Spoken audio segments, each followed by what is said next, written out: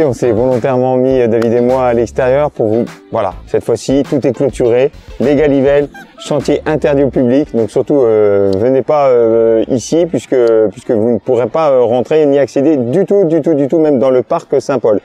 Donc tout a été protégé et donc on vous assure que les débuts de travaux vont commencer vraiment d'ici très peu de temps. Mais avant tout ça, parlons musique. À commencer par un groupe que moi j'affectionne tout particulièrement, qui s'appelle Kokomo. Alors en préambule, je dirais, comme à chaque fois, mais je vais faire un peu exprès, que j'adore vraiment ce groupe français. Alors, sans faire de mauvais jeu de mots, donc le titre d'album c'est Kokomo. Non, pardon, le nom du groupe Kokomo, donc je dirais Cocorico pour le français. Voilà, ça c'est fait. On a vraiment l'impression d'avoir déjà écouté ce rock, quand je dis ce rock, c'est rock presque, des millions de fois. Et pourtant, il y a quelque chose de nouveau, de frais. Alors, c'est l'adage, hein, vous connaissez, c'est dans les vieux pots qu'on fait voilà, les meilleures confitures. Troisième album incendiaire de ce duo nantais. Oui, on est à l'extérieur, donc il y aura des bruits, vous inquiétez pas, hein, il y a des voitures qui passent. Un album résolument rock, énergique, ne font pas dans la dentelle. Que ce soit dans les riffs, dans les motifs de batterie ou encore dans les envolées vocales. Alors un duo, donc c'est un duo, deux personnes, deux Français, qui reviennent donc à l'essentiel du rock, hein, comme les Black Keys à leur époque, puisqu'ils je vous rappelle qu'ils sont que deux, ou comme les White Stripes quand Jack White était avec Meg, voilà. Donc un duo guitare, chant et batterie seulement, et ils reviennent donc aux fondamentaux d'une culture rock de scène, je dirais même. Un rock efficace. Alors qui rappelle, on va le voir un petit peu, on va l'écouter, qui rappelle un peu Led Zepp, mais qui rappelle aussi les Guns N' Roses, qui rappelle aussi Jimi Hendrix, donc du hard, du heavy rock, du rock brut, sans artifice. Je trouve qu'il n'y a pas un meilleur titre qu'un autre, ils sont tous aussi bons, tous au même niveau. Il y a un sentiment de linéarité. Il y en a qu'un seul qui tranche véritablement, c'est le tout dernier, qui est beaucoup plus sombre. C'est celui qui clôture, donc un titre progressif, un peu plus lent, beaucoup plus lent, un peu à la Black Sabbath. D'ailleurs, il fait plus de 8 minutes, assez macabre. Voilà. Sinon, le reste est assez festif, avec des grosses guitares, comme dans les années 60-70. Et c'est vrai que dans le chant, on retrouve un petit peu du Robert Plant. Alors, des références également du côté de The Mars Volta, ce groupe que j'affectionne tout particulièrement, et notamment dans la voix. Alors, on va commencer dans ce sens festif avec All Along, le premier, blues rock brutal, et dire qu'ils ne sont que deux.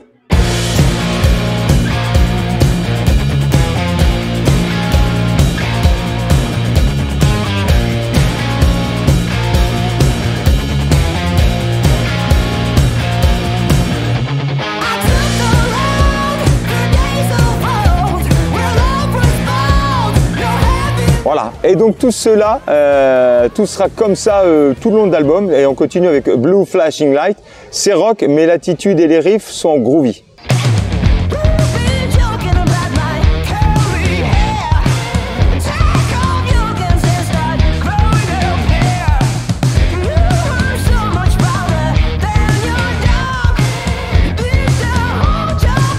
Alors, le Need Some More, je dis Need Some More parce que c'est le titre de l'album, voilà, reste lui aussi dans cet état d'esprit. On se voit se déhancher en live, mais alors peut-être une mélodie un peu plus pop.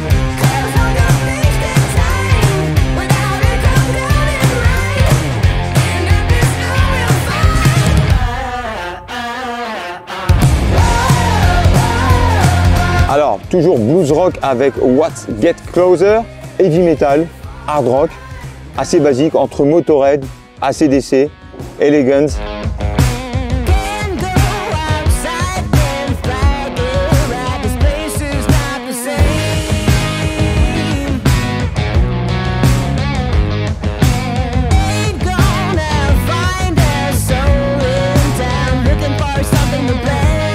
Donc excusez-moi, ce qu'on vient d'écouter, oui, c'est Words Get Closer, et celle qui suit, c'est Tracking My Soul, qui est plutôt justement dans l'état d'esprit Motorhead, ADC, AC/DC et Guns. Excusez-moi.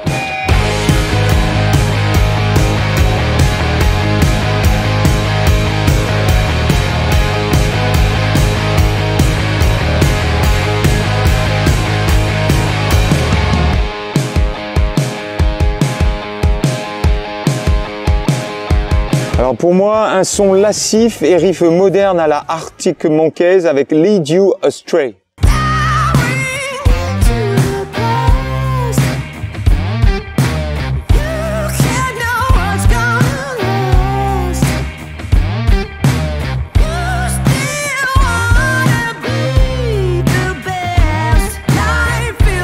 Alors un single imparable avec Yorkies entêtant une rythmique incroyable.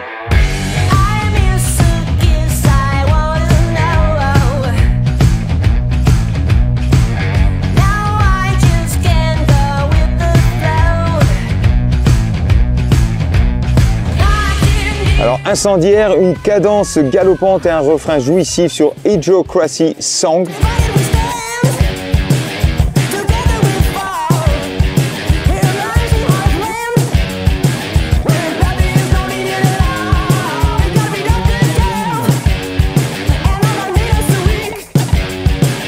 Et donc on finit avec cette longue progression et cette horloge qui sonne un petit peu, vous savez, à la CDC Hells Bells, souvenez-vous.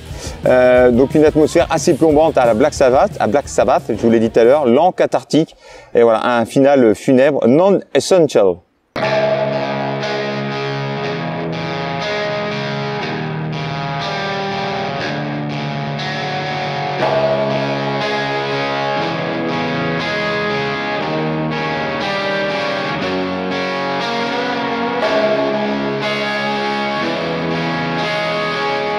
Oui, je vous montre le vinyle parce qu'il a tout intérêt, il est super beau, il y a plein de notes. Et puis surtout, l'intérêt du vinyle aujourd'hui, c'est qu'il y a des bonus qu'on n'a pas dans les formats streaming, qu'on n'a pas dans les formats CD. Donc voilà, deux bonus tracks sous forme de 45 tours à l'ancienne, que je trouve magnifique comme tout. Voilà, tout l'intérêt aussi et d'où le regain d'attention des vinyles dans un super groupe français. Je tire mon chapeau à Kokomo. Oh oh. Donc on passe avec un autre groupe que j'aime aussi beaucoup, donc je le fais exprès. Vraiment, j'aime beaucoup ce groupe, j'aime tout dans ce groupe aussi, parce qu'il y a quelque chose en fait qui me touche. C'est bourré de références rock, une fois encore, qu'on connaît, à commencer par les Rolling Stones pour les références, les Eagles aussi beaucoup, les Kinks, pour les références les plus anciennes. Et puis on pense inévitablement aussi donc à Kings of Leon.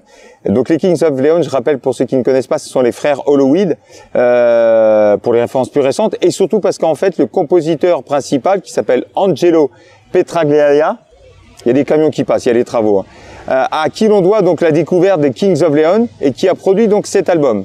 Donc il est question aussi de fratrie ici, comme les Kings of Leon qui sont frères, puisque là ici on a d'abord 3 frères qui s'appellent les frères Reagan, ça s'invente pas, originaires de Pennsylvanie, et donc qui forment Ceramic Animal, alors auquel va se joindre 2 amis à eux. Un 4e album, alors à savoir que les droits premiers c'est des autoproduits qui ne sont pas réédités aujourd'hui, donc on peut considérer comme un premier véritable album. Un groupe quasi inconnu. Moi je trouve que c'est une improbable merveille. Alors on doit la mise en lumière, excusez-moi, mais c'est vrai, à qui? À Dan Auerbach. Oui, il est sur tous les plans. Alors c'est vrai que tout de suite il les a vite repérés, il a vu qu'il y avait un gros potentiel. Alors c'est produit donc sous son label Easy Eye Sound. Donc Dan Auerbach, des Black Keys bien évidemment. Et donc le résultat est époustouflant. Donc c'est un album, on va dire, en général sur une thématique du rock sudiste, aux multiples références donc. On pense aussi aux Strokes, il y a des influences soul, véritablement, 70s, au glam rock, au rock stonien, à la new wave, à la pop dansante assez funky, à l'americana, folk, au blues, au rock and roll. Rock US 70s dans l'ensemble. Voilà, donc un album, moi je trouve complet. Alors on reconnaît bien évidemment la patte de Dan Auerbach au niveau de la production. On débute avec Tangle, que moi j'assimile à un espèce de nouveau Pretty Woman, donc de Roy Orbison, dans une veine plus rock sudiste. Et voilà, un single qui ouvre formidablement bien cet album.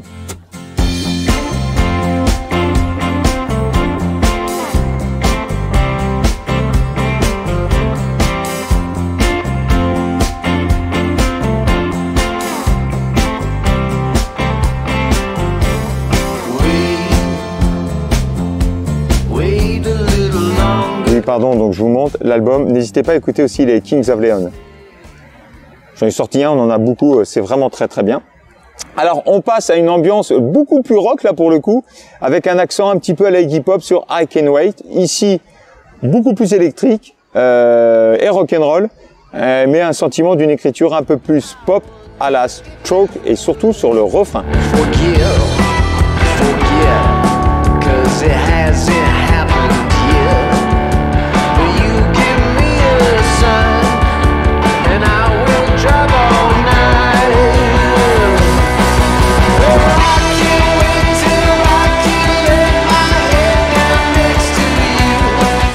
aussi, ce que j'aime dans cet album et dans ce groupe, c'est que là, véritablement, on n'aurait jamais pu croire que le titre qu'on va écouter, là, fasse partie du track listing. I Love a Stranger, c'est très pop discoïde, dansant, funky, un peu aussi new wave UK, donc anglais des années 80-90. I Love a Stranger.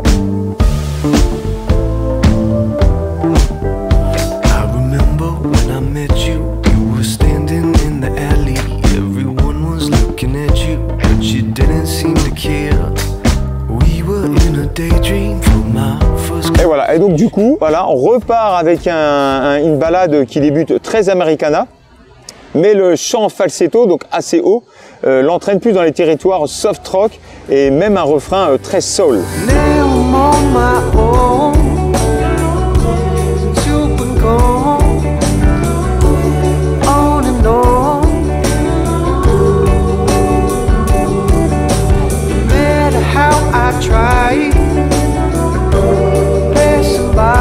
Alors, Forever Song est une chanson produite par Desmond,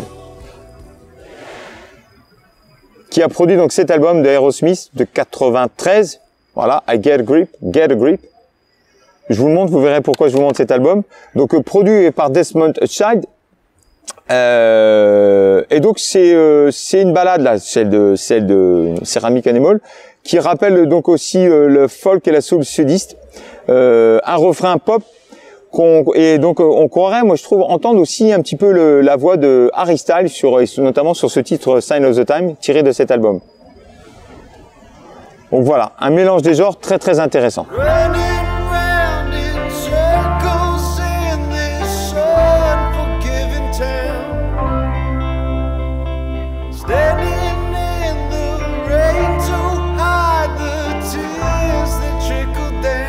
Alors donc Desmond Child au niveau de la production, mais je reviens sur cet album, pourquoi, vous verrez à la fin. Donc toujours sur cet album, on retrouve qui il y a très longtemps, je vous rappelle 93, Lenny Kravitz en tant qu'auteur-compositeur, alors pas sur tous les titres, mais notamment sur Line Up, compositeur, et on l'entend même chanter et jouer de la guitare, voilà. Vous verrez pourquoi je vous parle de Lenny Kravitz. Alors donc, on continue avec Up in Smoke, donc encore un rock sudiste assez classique, et surtout sur le refrain.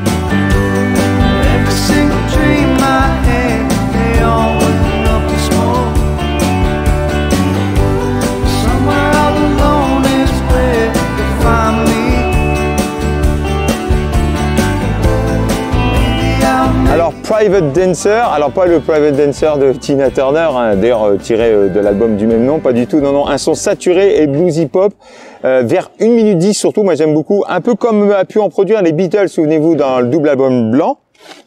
Je vous le remonte, si vous ne connaissez pas le double blanc des Beatles, on peut pas passer à côté, écoutez ça. Et puis il y a aussi des petits airs de Lenny Kravitz, je le fais volontairement exprès.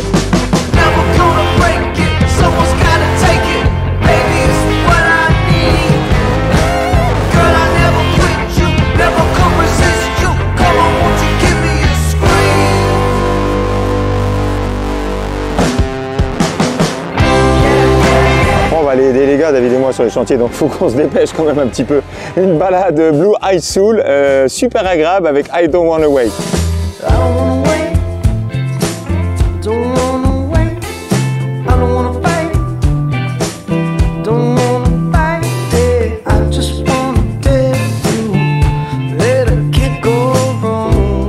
On arrive, Jean-Michel, hein. On en a pour 5 minutes. Et donc on finit avec le stonien Valérie.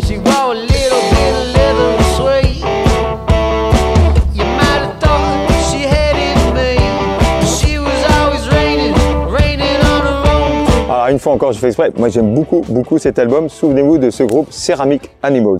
Alors on continue avec quelqu'un que vous connaissez sûrement déjà, parce que je vous l'avais déjà présenté.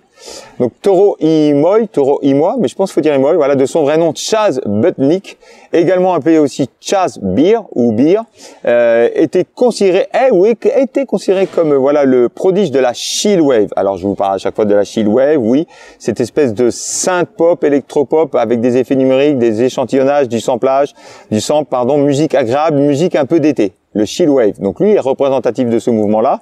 Alors pourquoi je dis était? Parce qu'il se détache de plus en plus il s'extirpe de plus en plus aussi de ce courant qui lui colle un peu trop à la peau. 7e album, oui 7e album, alors on en a beaucoup, je vous en montre quelques-uns. Voilà, Toro y Moi. Je les ai pas tous sortis des bacs mais c'est très intéressant et à chaque fois il y a quelque chose toujours de nouveau. Donc c'est vrai qu'il représente ce courant donc de la chillwave, mais avec certains albums qui couvrent aussi donc l'indie rock, le disco funk et l'électropop. Par exemple celui d'avant était très disco funk que je vous conseille, était très bien. Un touche à tout. Et encore une fois avec cet album, il prend la tangente pour explorer, moi je trouve, de nouveaux horizons. Et c'est ce que j'aime chez cet artiste. Alors il y a une constante toujours pop, d'orchestration pop, très actuelle, mais avec une envie d'expérimenter de nouvelles choses.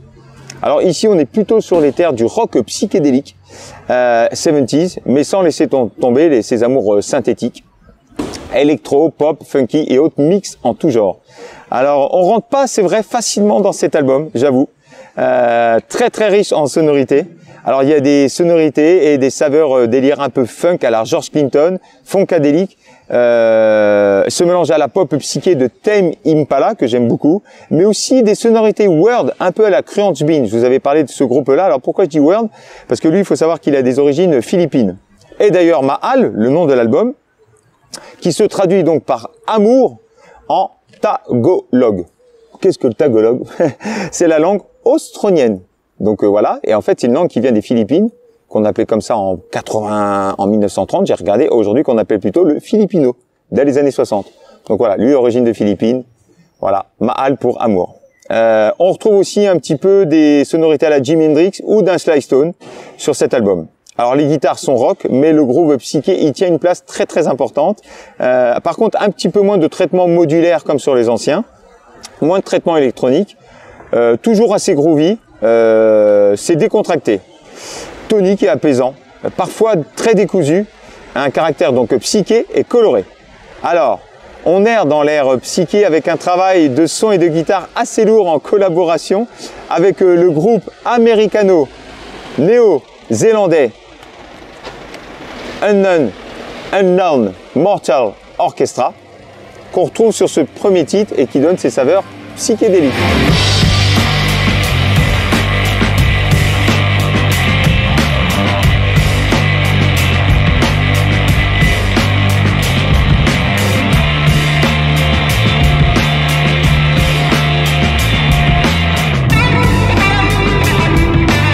Voilà, on a entendu un petit peu aussi cette rythmique funky, moi qui me fait penser aussi à Sly Stone, hein, je vous l'ai dit tout à l'heure, mais pour la fusion du rock et du funk, voilà.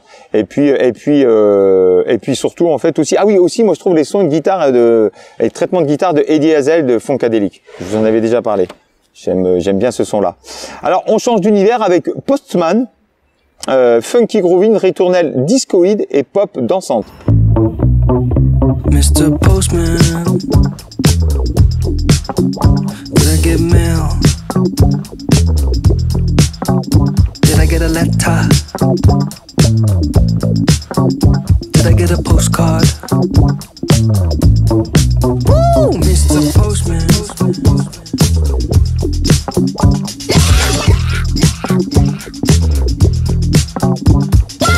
Alors, j'adore celle qui suit, The Loop.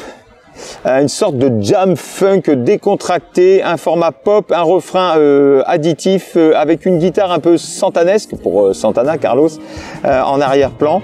On écoute. Staying in the loop, staying in the loop, staying in the loop, staying in the loop, yeah, staying in the loop, staying in the loop, staying in the loop, yeah. Gotta stay up in the loop, staying in the loop, staying in the loop, staying in the loop, yeah, staying in the loop. Alors, encore étonnant avec une espèce de valse jazz sur Last Year.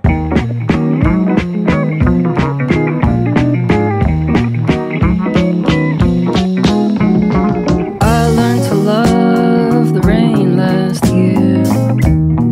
I was stuck in the ice so clear. I was going. Voilà, alors des guitares psychées et planantes, une atmosphère étirée sur Clarity. Une flûte un peu onirique, voilà, mais bon, utilisée avec parcimonie, une batterie jazz, des carillons, des nappes de synthé, voilà tout l'univers de Toro y Moi.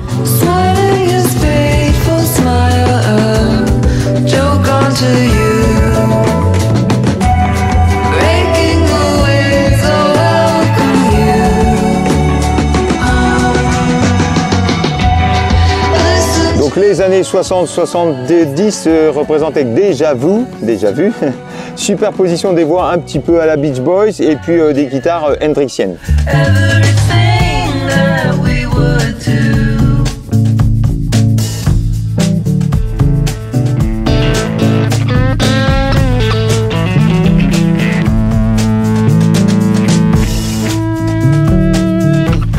Alors le Velvet représenté, Velvet Underground avec Way Too Hot.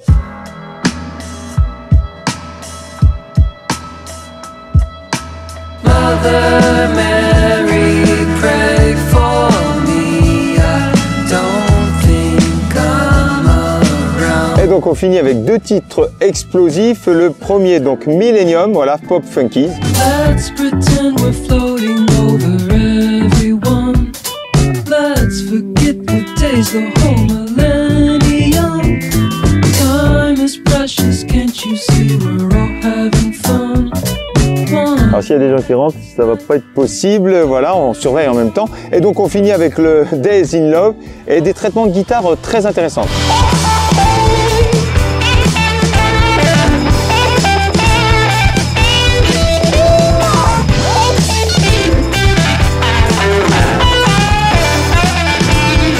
Alors on va continuer, c'est pas grave, on discute David et moi, vous inquiétez pas, on en est là parce qu'il faut pas que les gens rentrent pour mesure de sécurité véritablement. Donc je vais continuer pendant que David va aller peut-être interpeller la personne avec donc cet artiste très intéressant qui est donc White Hawkins. Quel parcours, waouh, quel parcours, une belle revanche sur la vie.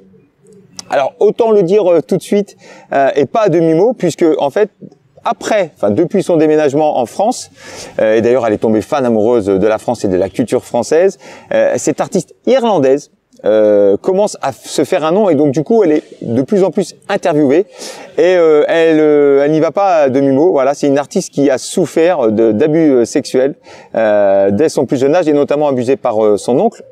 Voilà, et donc c'est aussi après cela qu'elle a vécu aussi malheureusement des relations voilà pas très bonnes dans lesquelles elle s'engage et donc va connaître les violences domestiques. Alors elle s'est d'ailleurs même fait frapper par son père quand elle a osé dire qu'elle s'était fait abuser par son oncle, enfin imaginez, voilà. Une blessure intime donc qu'on retrouve dans ses textes et j'irai même plus loin, sûrement même dans sa voix. Alors elle va aussi succomber à d'autres démons malheureusement, donc la drogue, l'alcool, voilà. Elle a fait plusieurs tests, tentatives de suicide. Bref, vous l'avez compris, une vie un peu chaotique, mais qui lui donne aujourd'hui une force supplémentaire. L'expression artistique, la chanson, la musique, comme un exutoire. Alors c'est une anthologie, hein, c'est une compilation qui retrace tout le parcours de sa discographie, mais qu'on peut comprendre comme un album à part entière. 17 titres. Donc il met en lumière donc cette voix, vous allez l'entendre, et qui va donc du coup la faire connaître d'un plus large public. Alors une voix qui reflète son âme, alors je fais exprès l'âme pour la soul parce qu'il est question surtout de soul, mais aussi de blues, de rhythm and blues, un peu de jazz, de gospel, voilà. A commencé à chanter donc toute jeune, puisqu'elle a d'abord remporté un radio crochet à l'âge de 12 ans. Avec une reprise de Doris Day qui s'appelait Secret Love. Mais alors le producteur à l'époque de l'émission trouve que ce qui lui collerait bien à la peau, c'est le répertoire donc d'Etta James. Il lui fait découvrir d'Etta James et là véritablement c'est une vraie découverte. Elle tombe folle amoureuse de cette chanteuse et c'est vrai que donc tous ses premiers albums, ses premiers EP sont essentiellement des reprises de Etta James. Je vous montre quand même Etta James. Donc elle reprend des grands standards et sur album et en live d'Etta James, mais aussi d'Aretha Franklin et aussi de Joe Cocker. Voilà. Donc la musique, c'est comme un refuge pour elle. Voilà. C'est ce qui la met en sécurité. Alors c'est vrai que quand on écoute sa voix, quand on découvre sa voix, on se retrouve immédiatement embarqué dans les contrées du Mississippi ou dans les rues de Memphis, en compagnie des grandes chanteuses de blues, dont certains je viens de vous citer, mais aussi de folk, de soul, de gospel, de rhythm and blues. Mais il y a un petit truc en plus, je trouve, et à mon avis, ça vient aussi du fait qu'elle soit pas américaine, mais donc du coup irlandaise. Donc c'est tout sauf linéaire. Elle appuie beaucoup sur l'émotion, alors parfois là où ça fait mal. Voilà, parfois proche du jazz dans l'interprétation, hein, pas dans le registre. Un chant pur, un véritable rugissement qui viennent des tripes Et pourquoi je dis régissement? Parce que dès le départ, on découvre ça, dès l'intro, qui est donc un peu une intro gospel a cappella qui s'appelle Pray. Et cette rage, en fait, cette authenticité blues. But you can pray on, yeah, you can pray on, till there's nothing left inside. Yeah, you can pray on, yeah, you can pray on. Donc je vous l'ai dit, hein, se raconte à travers ces textes, donc ces démons, ces addictions, donc le titre qui suit, Lipsticks and Cocaine, donc ça veut tout dire, mais là c'est une version live, puissante et émouvante. Come, dance with me, it'll be alright, it's gonna be alright. Et donc ces démons aussi, Drink with the Devil, une forme de ragtime rythmé et swingant.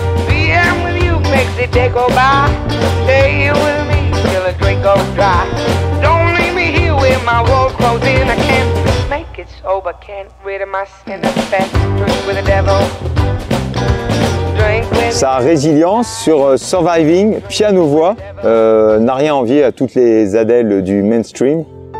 So many say keep quiet, so many think they know, so many go unnoticed, so many never grow. Mais aussi donc Because of You, une voix puissante, maîtrisée. Donc on sent là vraiment qu'elle adulte donc les Etta James, les Aretha Franklin. And don't you dare say no,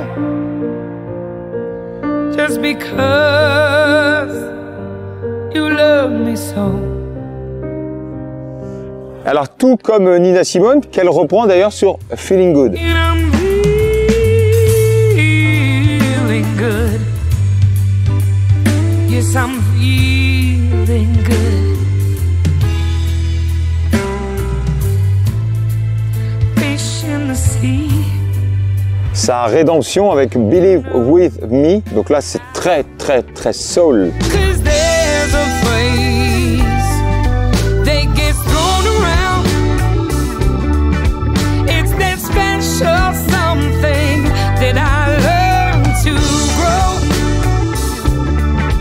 And Et donc également The River That Sings, épurée, simplicité. Moi je trouve une voix assez unique qui n'en rappelle pas forcément une autre. I've been walking 5 years, walking 5 years to get to the river that sings.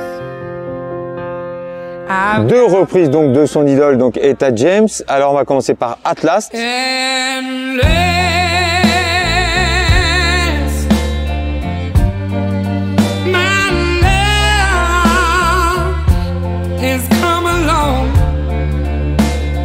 Et donc Something's Got a Hold on Me, et quand je vous disais que ça sortait des tripes.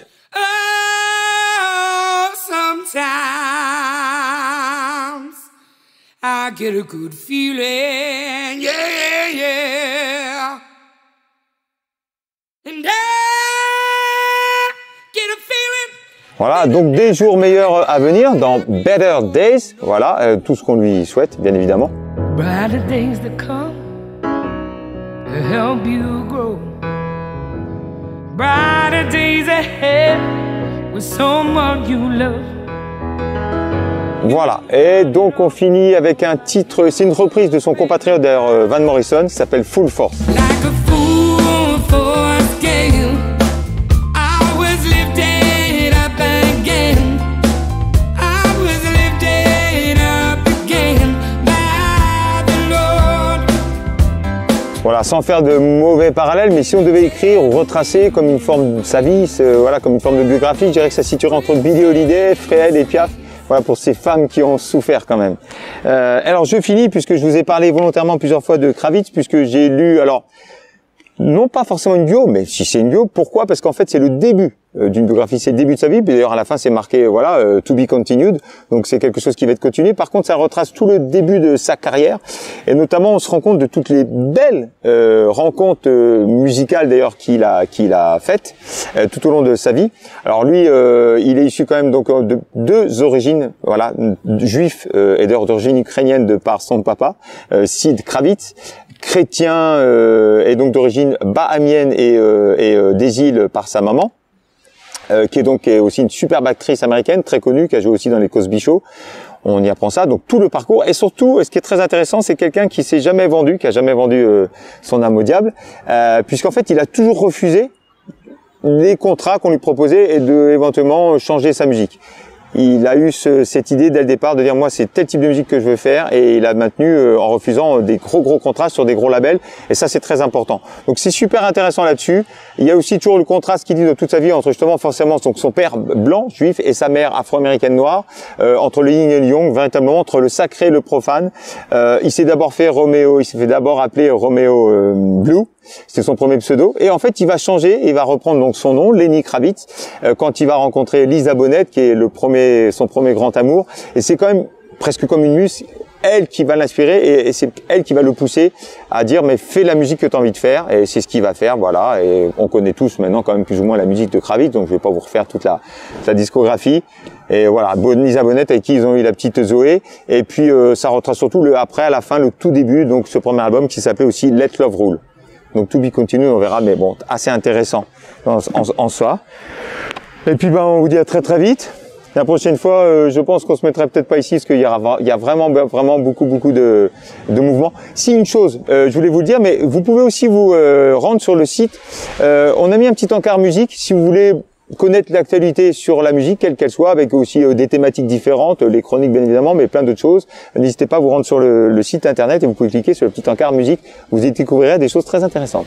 Et je vous dis à très vite pour des nouvelles chroniques. On se quitte avec le maître. Ah, j'espère que vous avez passé une bonne fête de la musique. J'espère. Kiss.